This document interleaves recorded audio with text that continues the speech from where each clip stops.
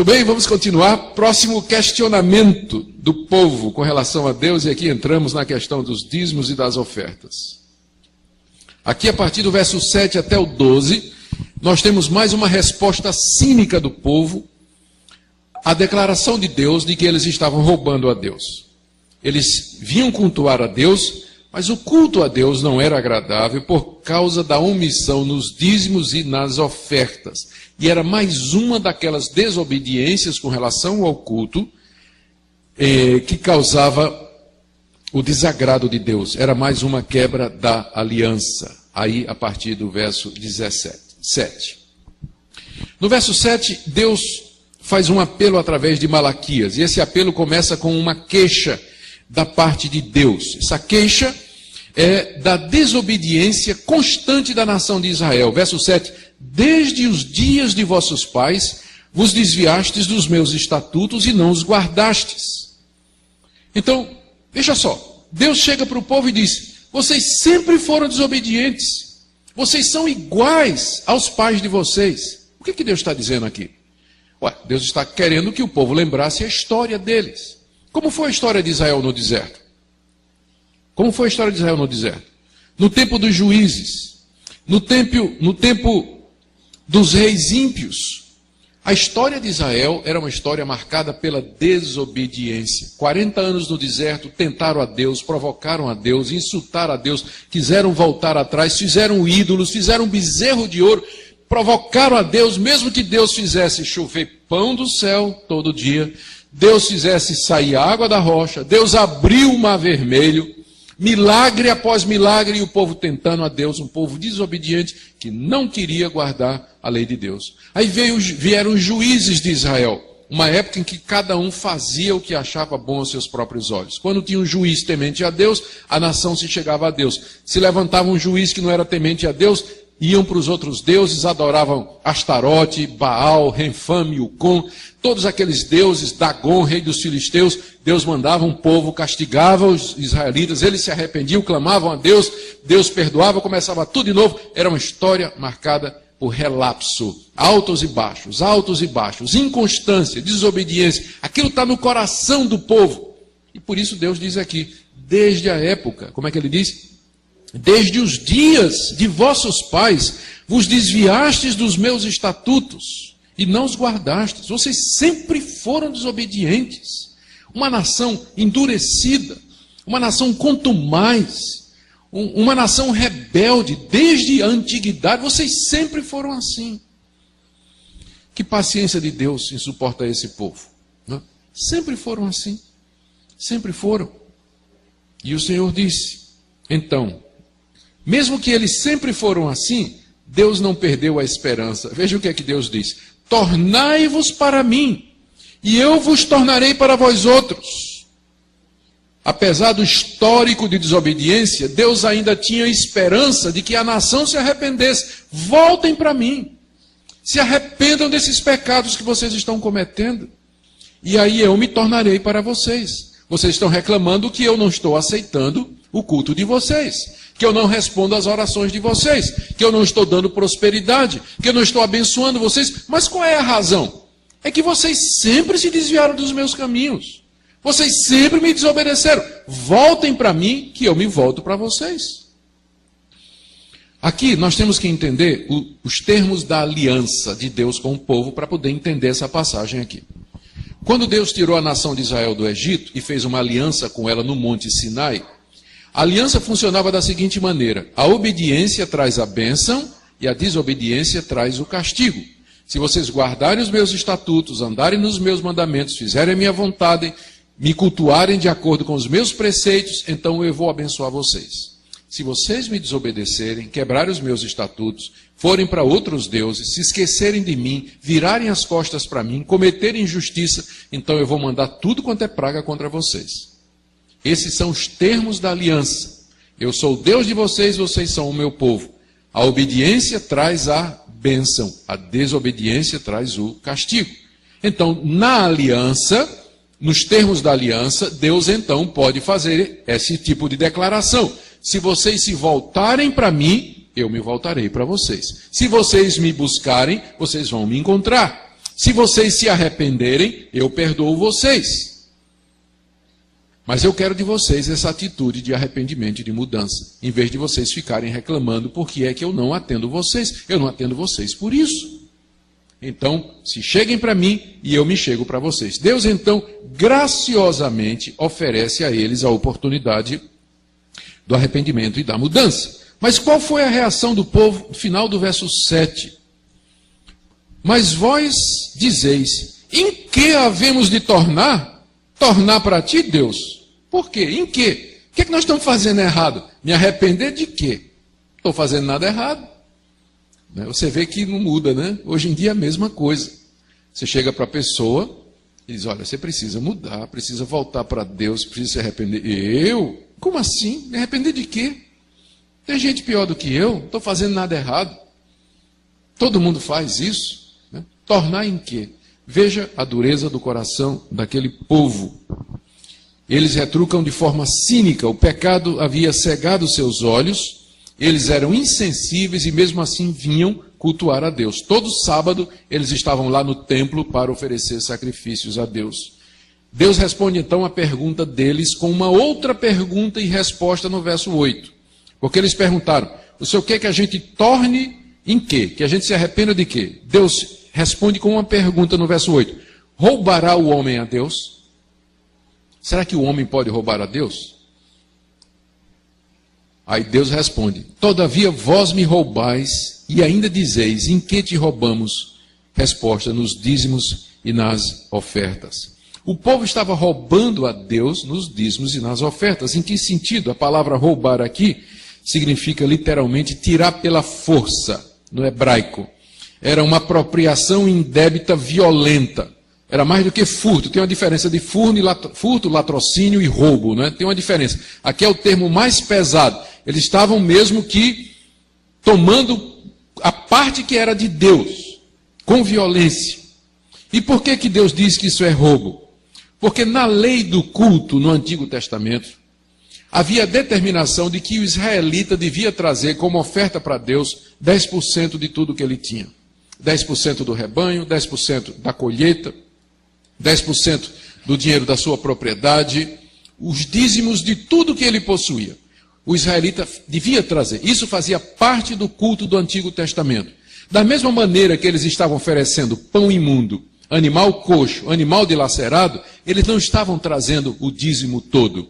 Eles estavam trazendo uma parte, estavam trazendo dízimo nenhum. Eles não estavam cooperando, trazendo as ofertas para o sustento do povo de Deus. O dízimo era determinado para o sustento dos levitas, nós já falamos aqui que eles eram a tribo que se dedicava exclusivamente ao serviço de Deus. Eles tinham que ser sustentados, eles não trabalhavam a não ser no templo. Então o sustento deles vinha desse dízimo que era trazido por todo o israelita para a casa de Deus. O povo então, como parte ou como elemento constitutivo daquela baixa religiosa, daquele desânimo religioso, eles estavam retendo a parte de Deus, os 10% que pertenciam a Deus. E isso continua acontecendo até o dia de hoje. Quando a situação financeira aperta, a primeira coisa que a gente para de dar é o dízimo, né?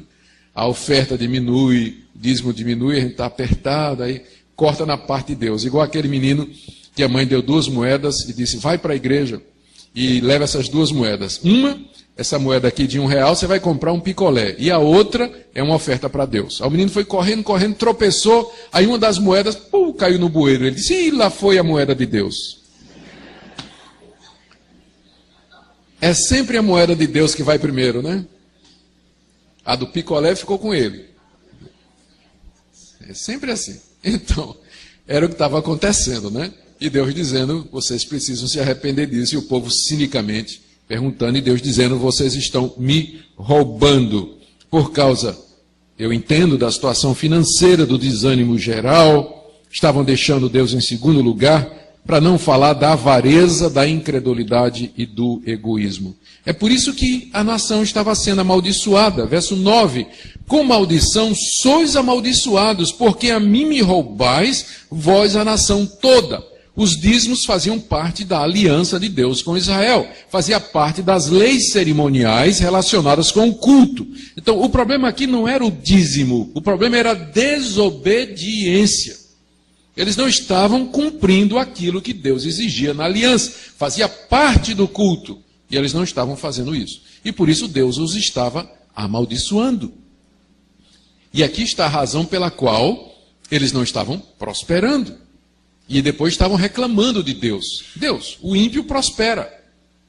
O injusto está enricando e nós só sofrendo. E a resposta de Deus é que vocês estão me roubando, vocês são tão injustos quanto eles. Vocês são tão ímpios quanto eles, porque vocês estão me desobedecendo também.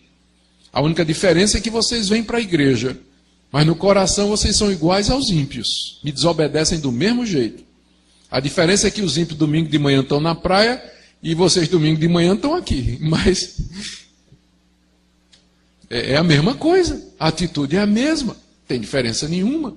É o ateísmo cristão, né? Prático. Porque o ateísmo cristão é você dizer que Deus existe, mas vive como se ele não existisse. Né? Então, é isso aí. Vocês são amaldiçoados por conta disso, diz o Senhor dos Exércitos. E aí então ele determina, no verso 10, o que é que ele quer dizer com isso? Tornem para mim. Trazei todos os dízimos à casa do tesouro, para que haja mantimento na minha casa, e provai-me nisto, diz o Senhor dos Exércitos, se eu não vos abrir as janelas do céu e não derramar sobre vós bênção sem medida. Deus então determina que eles tragam todos os dízimos. A tradução aqui pode ser, no hebraico, o dízimo todo, que eu acho que é a melhor tradução. Não, embora tinha vários tipos de dízimos, mas eu acho que o contexto aqui favorece a tradução, tragam o dízimo todo. Porque no contexto nós estamos vendo, o povo estava trazendo parte do que era devido a Deus, estava trazendo o que sobrava. Então, nesse sentido, eles não estavam trazendo todo o dízimo, mas uma parte dele. Deus diz, não, você tem que trazer tudo. A casa do tesouro era um local no templo onde era armazenado o dízimo do povo. É onde ficavam os animais, ficavam os grãos que eram trazidos, as ofertas, a flor de farinha, tudo que era trazido, o dinheiro, era lá que era guardado para suprir a casa de Deus, verso 10, para que haja mantimento na minha casa. O mantimento aqui era um material para os sacrifícios e o sustento dos sacerdotes, e também havia caridade para com os órfãos e as viúvas. Então a casa de Deus precisava ter mantimento e dependia então da fidelidade do povo em trazer os dízimos e as ofertas. E Deus então os desafia, final do verso 10, a fazer prova dele, dizendo, se vocês fizerem isso, eu vou abrir as janelas do céu e derramar sobre vocês bênção sem medida. Não é o ato de dar o dízimo em si, como se fosse uma negociata com Deus, mas era uma questão de cultuar a Deus como Deus havia determinado. E no culto do Antigo Testamento, o dízimo fazia parte integrante. Então, não é a questão do dízimo em si, como hoje é enfatizado. O dízimo passa a ser uma coisa mágica, uma negociata com Deus. Se você der o dízimo, Deus vai lhe abençoar. É só estudar o contexto e você vai ver que a questão do dízimo não era a questão do dízimo, mas é uma questão da obediência do povo, de cumprir os termos da aliança que Deus tinha feito com eles, de cultuar a Deus da forma correta. Se você me pergunta se o dízimo vale para nós hoje no Novo Testamento, eu já vou tentar responder essa pergunta, que ela vai aparecer nas perguntas e respostas, né? Então eu já vou tentar esvaziar aqui, ou pelo menos já abrir a discussão aqui. A minha opinião é a seguinte, você não encontra no Novo Testamento um mandamento específico para que os cristãos deem o dízimo. O que você encontra é o seguinte, isso aí está claro no Novo Testamento. Todos os cristãos têm que colaborar e dar para a igreja. Isso você encontra de maneira abundante no Novo Testamento. Paulo fala de recolhimento de ofertas. 2 Coríntios capítulo 8, capítulo 9. Você vai encontrar Paulo organizando uma coleta entre os membros da igreja. Você vê Paulo em 1 Timóteo capítulo 5 dizendo que o trabalhador é digno do seu salário, que os pastores que se esforçam na pregação da palavra e no governo, eles têm que ser merecedores de dobrados honorários. De onde vem esse dinheiro? Então, todo crente é convocado no Novo Testamento a dar para a igreja. Isso é claro. Primeiro, todo mundo tem que dar. Segundo, a Bíblia diz que eles têm que dar generosamente. Não pode, Deus ama a quem dá com alegria. Não é dar assim, não é? Feito os israelitas estavam dando aqui, o ceguinho, o coxo, o dilacerado, o aleijado, mas dando com alegria, dando com abundância. Terceiro princípio que você encontra no Novo Testamento. O crente tem que dar com proporcionalidade. 2 de Coríntios, capítulo 8, cada um contribua de acordo com o que tiver recebido de Deus. Então, há a questão da proporcionalidade. Quem ganha mais, dá mais. Quem ganha menos, dá menos. Mas todos têm que dar de acordo com o que receberam de Deus. Ora, se todo mundo tem que dar com frequência, com constância, se todo mundo tem que dar generosamente, e se todo mundo tem que dar proporcionalmente, nós estamos falando de quê então? Do dízimo. Não chame de dízimo. Se você não quer chamar de dízimo, não chame.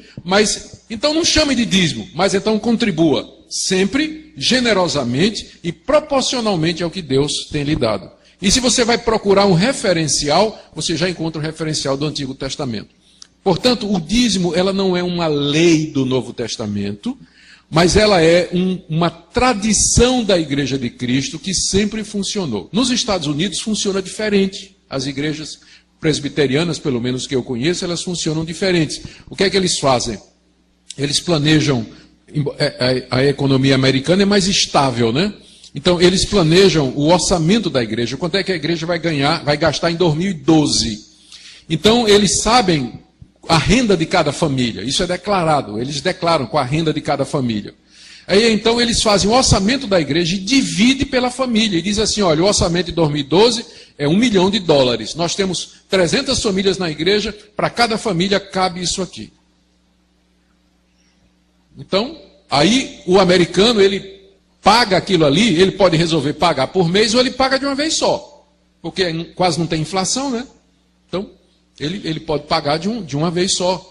Então é um sistema diferente. Em alguns lugares na Europa, 5%. Por quê? O pessoal é tão rico, né, que 10% vai sair dinheiro pelo ladrão, o pessoal não sabe o que é que faz com tanto dinheiro. 5% é suficiente para suprir todas as necessidades da igreja. Então as igrejas variam, mas o princípio é esse. Você tem que colaborar para o sustento da casa de Deus. 10% é uma proporção que você encontra no Antigo Testamento. Faz parte da lei cerimonial. Não é obrigatório no Novo, mas é um referencial que Deus aprovou no Antigo Testamento. Ele pode ser adotado pela igreja, não como lei, mas como referência. E você não vai ser amaldiçoado por Deus se você não der 10%. Você vai ser, ser ripado se você não der, for mão de vaca, não é isso? E não der proporcionalmente. Aí sim, aí Deus vem em cima de você. Pode ter certeza disso. Mas não por causa de 10%.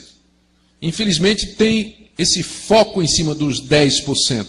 Se esquecendo do que é que está por detrás, que é o princípio da constância, da generosidade e da proporcionalidade. Isso você encontra no Novo Testamento com muita clareza. Na verdade, em certos casos, eu acho que os crentes deviam dar até mais do que 10%. Dependendo da situação da igreja. E eu conheço crentes que dão muito mais do que 10% do que eles ganham para o trabalho de Deus. 10% é um referencial aprovado por Deus no Antigo Testamento que a igreja pode adotar como sendo um referencial. Mas não entendo que é uma lei para o Novo Testamento. Mas é uma tradição boa que deve ser preservada. Muito bem, mas aqui no caso se tratava da desobediência. No Antigo Testamento era lei. E aqui o povo está desobedecendo uma lei do culto, não é? A Deus. Que eles tinham que trazer como parte do culto 10% de tudo que eles tinham ganhado. E a promessa de Deus, então, é essa daqui. No verso 11, ele promete repreender o devorador, que era o gafanhoto que estava comendo as colheitas, para que não vos consuma o fruto da terra. A vossa vida no campo não será estéril, diz o Senhor dos Exércitos. Deus promete, então, que os campos dos israelitas vão frutificar. Todas as nações os chamarão de felizes, porque vós sereis uma terra deleitosa, diz o Senhor dos Exércitos. A nação iria prosperar, seus campos iriam produzir, seu comércio iria crescer, a nação iria ganhar respeito diante de todas as demais nações, uma vez que eles resolvessem obedecer a Deus e oferecer a Deus o culto do qual ele é digno.